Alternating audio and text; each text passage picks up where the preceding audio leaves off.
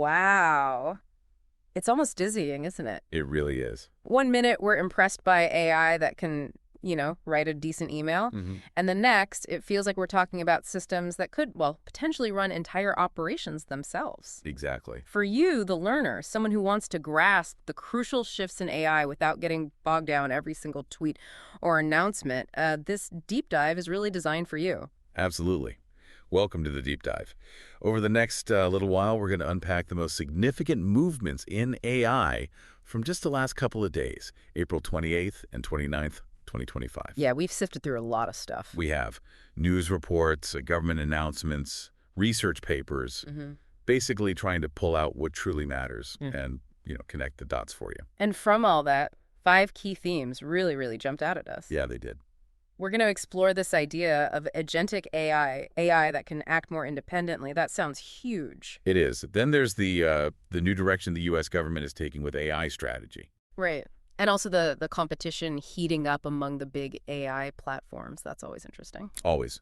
We'll also look at how AI is, well, increasingly getting woven into different industries. And finally, we have to touch on the ethical stuff, the societal questions that just keep coming up. Definitely. So our goal today is pretty straightforward. Yeah. Give you the essential insights, provide the context you need, maybe throw in a surprising fact or two, Yeah. and hopefully leave you feeling well-informed about these key developments.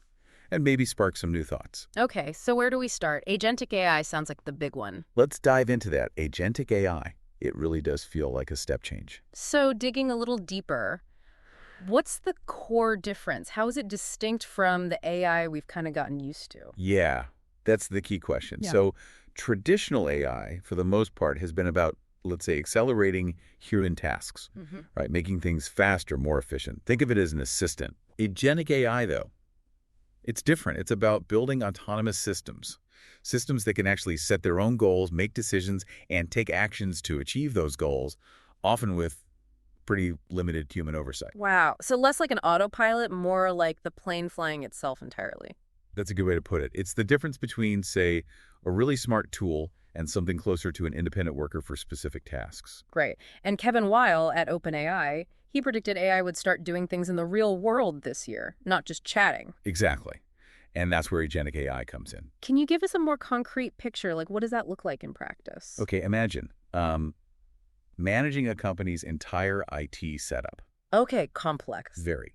Now, Okay. instead of an AI just flagging a potential server failure for a human admin, Which is already useful. right, but an agentic AI could potentially predict that failure, figure out the best way to prevent it, reallocate resources, maybe even reconfigure systems on the fly, all without a human needing to step in immediately. That's a massive leap from just automated alerts or basic troubleshooting scripts. It really is. It's moving from assistance to actual autonomous operation in specific domains. So what's driving this? Why the big push towards autonomy now? Well, a big piece of it seems to be pressure from the top. CEOs, business leaders, especially with, economic uncertainty hanging around, they want to see real, tangible results from their AI investments. They want ROI. Exactly. They're looking at agentic AI as a way to unlock serious operational efficiencies, maybe even create totally new ways of doing business that just weren't possible before. That promise is pretty compelling. But I mean, more autonomy. That immediately brings up risks, right? Unintended consequences, malicious use. Absolutely. That's the flip side. And it's a critical concern. When you hand over more decision-making power, you have to be sure the system is reliable, secure, and frankly, aligned with what you want it to do. So how are companies addressing that? We're seeing moves already. Take Meta, for example. Right. They just introduced something called Llama Firewall. It's an open-source guardrail system specifically designed to add a safety layer for AI agents. Interesting that it's open source. Yeah, and the very fact that a major player like Meta is putting this out there, focusing on security so early for these agentic systems, it just highlights how crucial trust and safety are going to be for adoption. Without trust, this stuff doesn't take off. And it's not just digital, right? This isn't just happening in software. We're seeing AI minds meeting physical bodies, so to speak. Precisely. That's another huge part of the doing things in the real world idea. The convergence of AI software, like LLMs, and physical hardware robotics. Like those autonomous rovers. Exactly, like the U.S. to NASA challenge you mentioned. That's about building AI that can navigate and operate in complex physical environments all by itself. And maybe Apple reorganizing its robotics division fits into this too. It certainly could be a sign. It suggests a growing strategic focus on, well, embodied AI intelligence that can interact with the physical world. It's a major trend to watch. Okay, let's unpack this. Wait, no, that's your line. Let's shift gears. Okay. The U.S. government, a whole new AI strategy. Sounds like a big deal. What's the headline here? It is a pretty substantial shift, yeah. We've got a new executive order plus some key memos from the Office of Management and Budget, the OMB, Okay. and the main themes. It really boils down to promoting American AI innovation, setting clear rules for how federal agencies use AI, and crucially, managing the risks of what they're calling high-impact AI. American AI and high-impact AI. Let's break those down. First, the Executive Order 14179. What's its main goal? So this EO from back in January basically wiped the slate clean on some older policies. Its stated goal is pretty direct: sustaining and enhancing America's global AI dominance, Yep. both for security and the economy. Ambition. Very. And interestingly, it specifically calls for AI developed under this strategy to be free from ideological bias. That's a notable phrase. Yeah. What else? It also mandated a detailed action plan by July 22nd this year. So we should see more specifics soon. Okay, and then came the OMB memos in April. What did they tell agencies to actually do? Right. These are the practical instructions. M2521 is about speeding up AI adoption in federal agencies, with exceptions for national security, intelligence, that sort of thing. But with a focus on American AI. Yes, a definite preference for procuring American AI.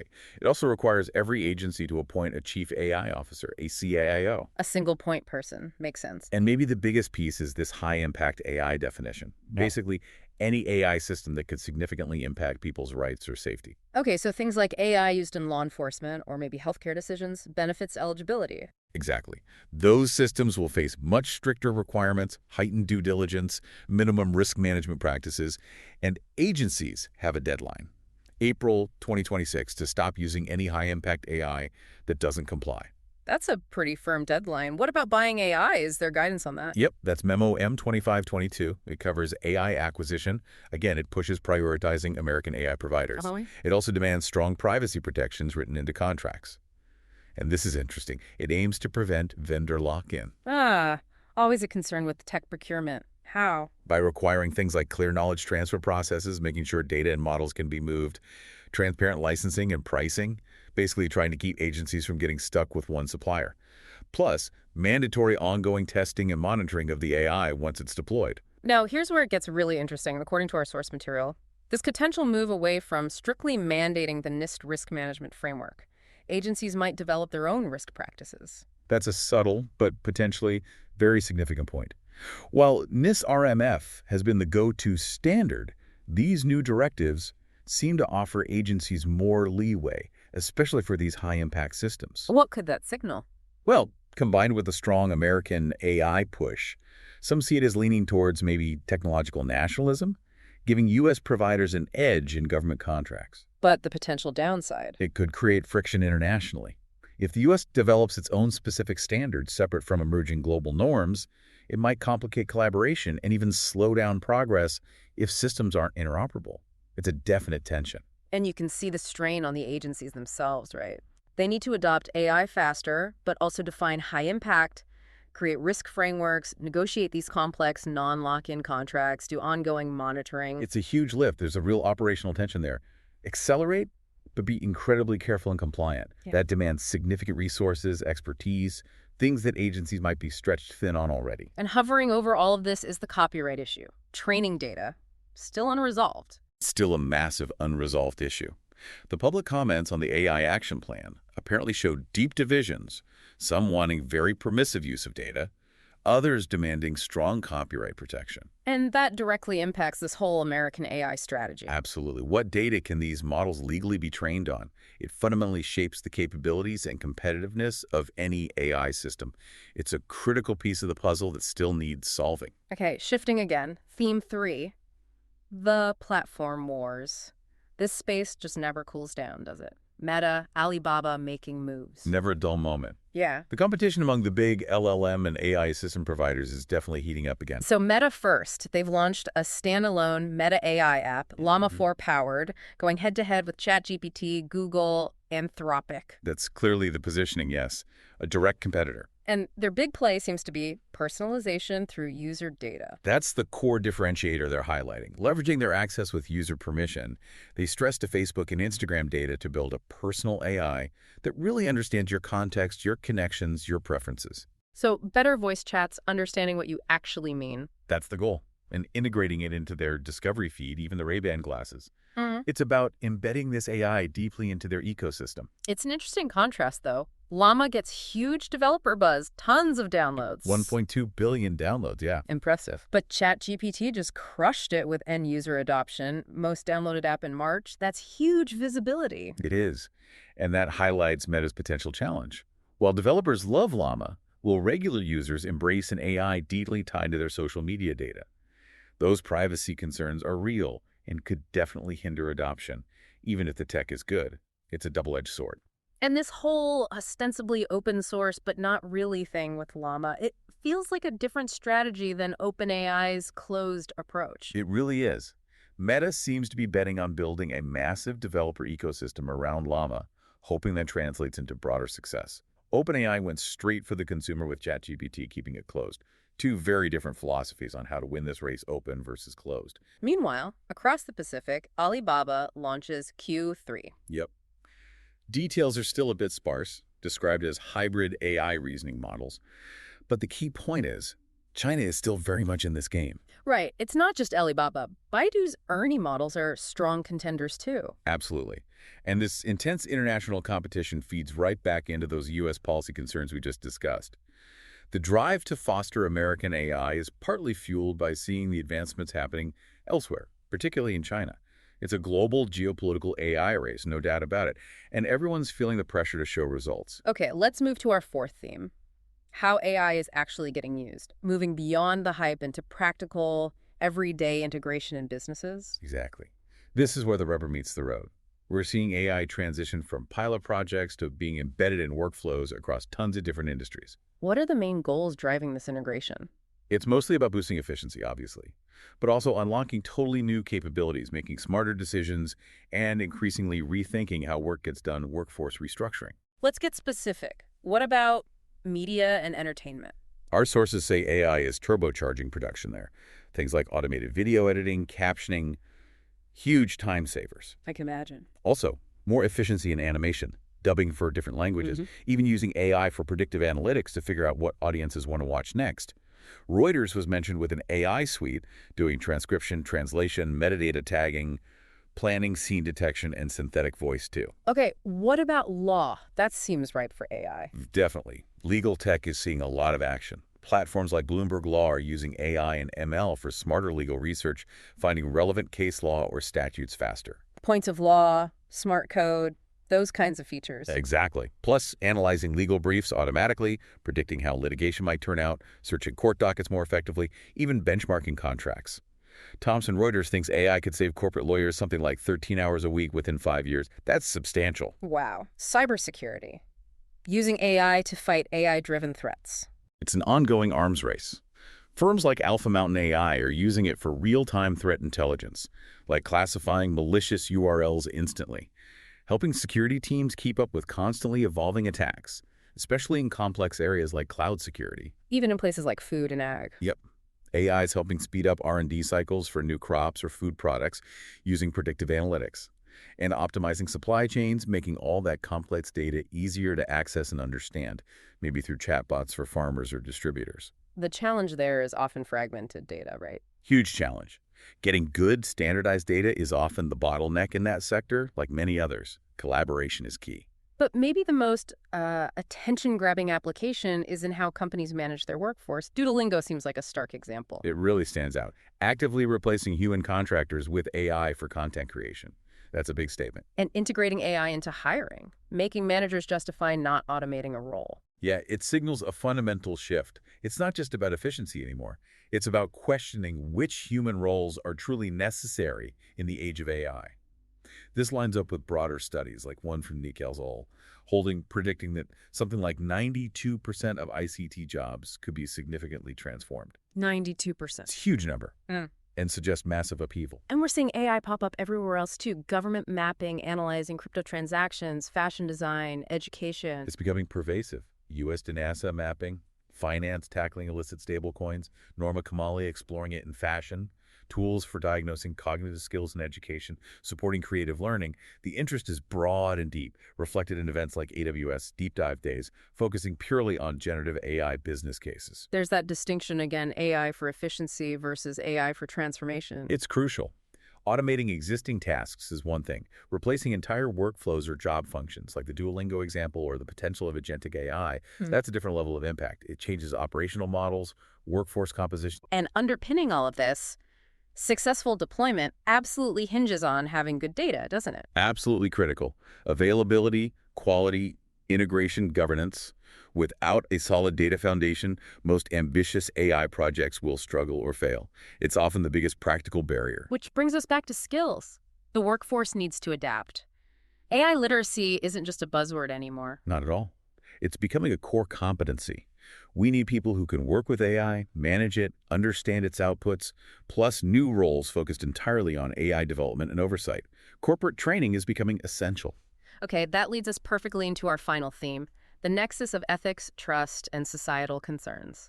This always feels like trying to catch up to the technology. It often does. Yeah. But these discussions are absolutely critical. As AI gets more powerful and more integrated, the ethical implications, the trustworthiness, the broader societal impacts, they move center stage. Trust and transparency keep coming up. Why are they so fundamental? Because without them, adoption stalls, especially for autonomous systems or AI used in critical areas like healthcare or finance.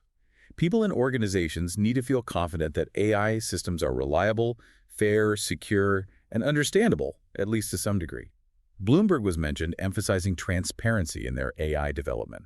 It's about building and maintaining that confidence. And bias remains a major concern. The executive order even mentioned needing AI free from ideological bias. Yes, acknowledging bias is crucial. Whether it's ideological, racial, gender, or any other kind, biased AI can perpetuate and even amplify societal inequities. Ensuring fairness is a massive technical and ethical challenge. Then there's the dark side. Misinformation, malicious use. A growing threat.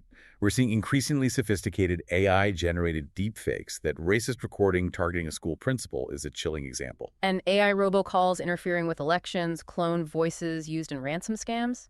Exactly. Yeah. Plus, concerns about AI search engines potentially amplifying misinformation rather than correcting it. And on the flip side, AI being essential for cybersecurity defenses against these kinds of attacks. And that copyright dilemma again. Still a huge sticking point. Massive. The disagreement between those who want data freely available for training and those who demand strong copyright protection is profound. And the outcome will drastically shape the future of AI development. What data is available, what models can be built, the legal risks involved. It's fundamental. Plus, the workforce impact we just discussed, Duolingo really highlights the anxiety around job displacement. It puts a human face on it, doesn't it? The potential for widespread job transformation is arguably one of the biggest societal concerns surrounding AI right now. So there are efforts to build safer AI, right? Self-detoxifying models, safeguarding data. Yes, definitely. Research is ongoing into making models more robust, less prone to generating harmful content, ensuring training data is clean. And concepts like human-centered design and AI literacy are part of building a more responsible ecosystem. But it still feels like we're often playing catch-up. Governance seems reactive. Largely, yes. The pace of capability development and, frankly, misuse often outstrips our ability to put effective safeguards and policies in place proactively. It's a continuous challenge. And we can't forget the environmental cost, the sheer energy needed for these huge models. Right. The sustainability question is getting louder. Training and running large-scale AI has a significant environmental footprint, and that needs to be part of the ethical calculus too. It's all so interconnected, isn't it? Bias links to data, trust links to bias, copyright links to training data. You can't really solve one issue in isolation. Exactly. It's a complex web of technological, ethical, economic, and societal factors. So what does this all mean? What are the big takeaways from this snapshot of AI in late April 2025? I think the main takeaway is just the sheer speed and breadth of AI's maturation. We're seeing technology like agentic AI emerge, pushing beyond simple automation. We're seeing governments grappling with policy, intense competition driving innovation, real-world adoption accelerating across industries, and all of it forcing these critical ethical and societal questions to the forefront. So, summarizing our deep dive today, we've hit on agentic AI moving towards autonomy. Yep, the new U.S. government strategy focusing on American AI and risk management. The platform war is continuing, with Meta and Alibaba making notable plays. AI embedding itself deeper into industries, from media to law to HR. And the persistent, crucial nexus of ethics, trust, misinformation, copyright, and societal impact. It's a period of huge potential, but also, well, profound challenges. Navigating it successfully requires constant learning, thoughtful policy, a real commitment to ethics, and broad public discussion. Vigilance seems key. Absolutely. Staying informed, engaging critically, it's essential for everyone as AI continues to reshape our world at this incredible pace. So here's something to chew on, maybe, as we wrap up.